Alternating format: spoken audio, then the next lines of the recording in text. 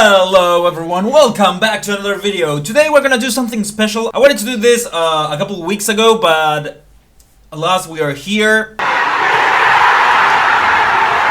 And we have to deal with it the way we have to deal with it. That is, doing it right now. Am I recording? Yes, I am. What am I doing here in the FNAF subreddit? I wanted to rate theories. But not YouTuber theories, you know, like FNAF, MadPad, ID's Fantasy, Rightos, Hyperdroid. So let's just jump into the theories that I have right here. I'm gonna try to give constructive criticism and rate them out of 10. Very quickly and very swiftly. I have like 6 tabs open right now, and I have also ChatGPT open to help me do this because I'm not smart enough to do this on my own. Okay, so let's jump to the first one. Asleep Taste 6420 or 6420. Blaze it. That's boomer humor. That's boomer humor. Why? An odd detail I noticed regarding the destruction of Glamrock Bonnie. Let's see. Now hear me out. What if Monty didn't actually kill Bonnie and instead was just the byproduct of his destruction? What do you mean, Asleep? In Monty's ride, we see the version of the story regarding Bonnie's disappearance story Fast Entertainment, or Fazbear Entertainment, wants the public to see, in which Bonnie hands the guitar over to Monty. Something that feels odd to me is how they visualize Monty throughout it. We don't see Monty portrayed in the state we see him in the beginning of Security Breach until after Bonnie hands him the guitar, aka gets destroyed / disappears.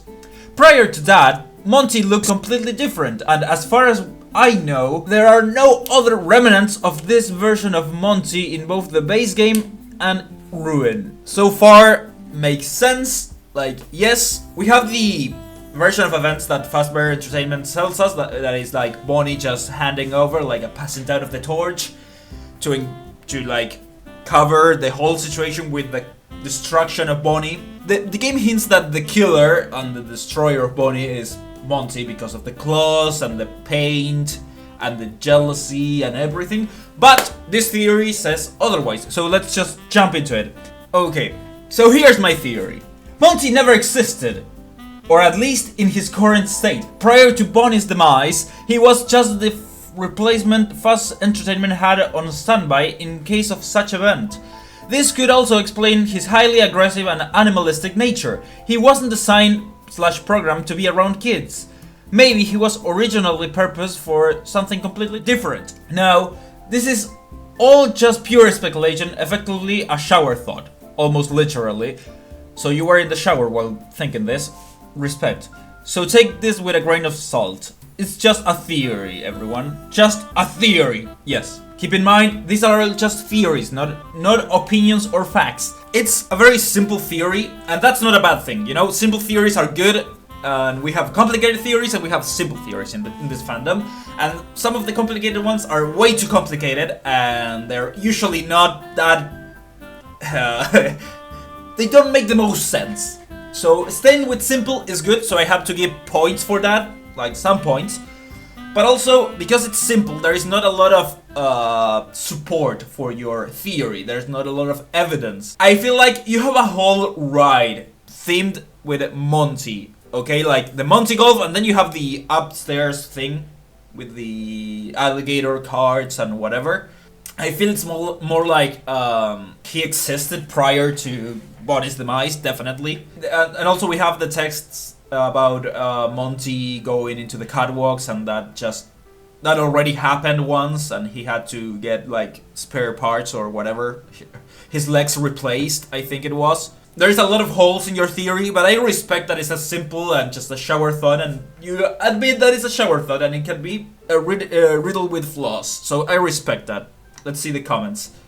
I mean, it's better than saying that Benny did it, which is definitely true. I think that the people that think that, they need to know that the animatronics are a chunk of metal. They weigh half a ton, maybe, because they're a metal endo, extremely heavy, 6'10", and Vanny is a human being. She wouldn't be able to do that unless she had like a lot tools, actual tools. You know, like a freaking, I don't know, mace, a freaking sword, maybe. What we see in the games is that it's hard to replace the casing and not the endo itself, you know? Because you have a lot of endos going around, but you don't have a lot of casings there waiting to be used. So overall, simple theory, decent theory, but with a lot of holes and easily refutable. So I'm gonna have to give it a total score of 4 out of 10. It's not a bad score, but you can work on your theories and make them better. Let's jump to the next one. This one is a simple one, a short one that I liked, that I just saw and I was like, oh, this could be it. It's by Optimal Song 110. Small detail, Vanessa being controlled by the Mimic, because you have this picture here with like orangey eyes, almost yellow, and then you have the Helpy here, the corrupt Helpy, you know, with yellowish orange eyes, which are the same as the fast range. I don't know if that's on purpose or what. Also, it uses a lot of purple. While it may not mean anything or just not that relevant, let me stop you right there. Usually, colors in FNAF are extremely important. You have the baby changing eye colors that are the same with Elizabeth.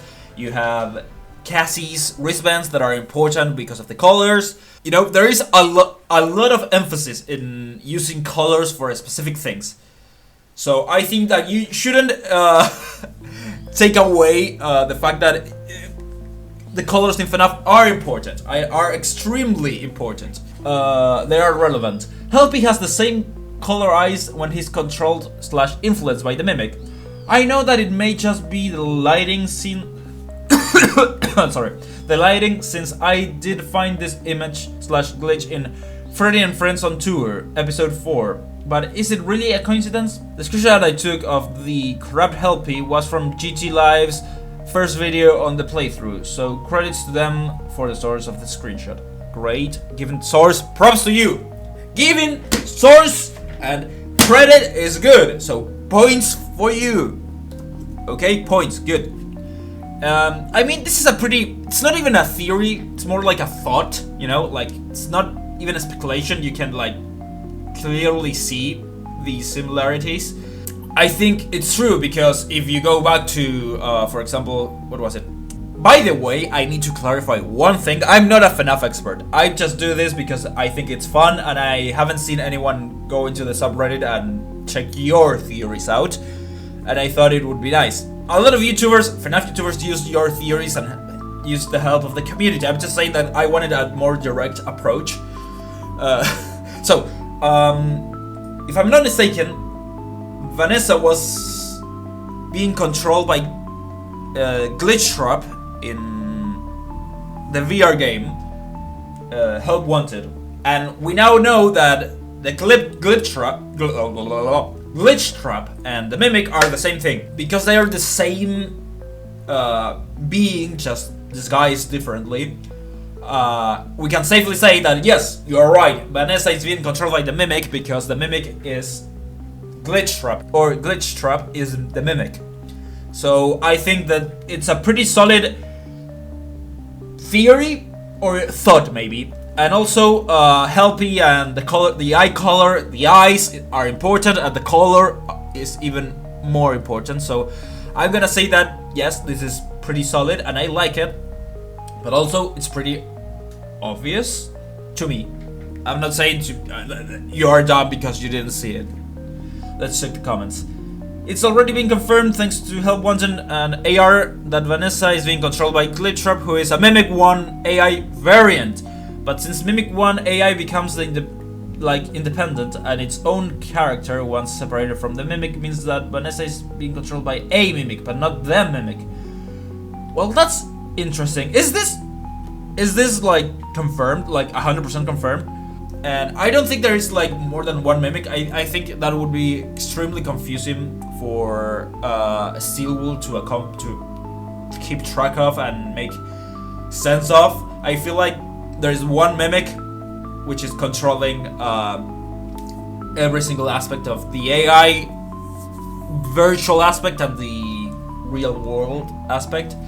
So I'm gonna give this theory a total score of 6 out of 10. It's not as much as a theory as a solid, extremely decent thought. This is more like a question, not a theory. So I'm gonna grab it with tweezers, with a pair of tweezers, and just gonna dissect it. There's a theory. This is by Roshako. There's been a theory going around saying that everything up to Security Breach was just games and didn't actually happen. What are your thoughts? Personally, I think that can't be the case, because how would the blob exist, made of remnant and parts? I don't have the answer to this, but I have a theory. A game theory. I feel like FNAF is right now changing the way it sees things.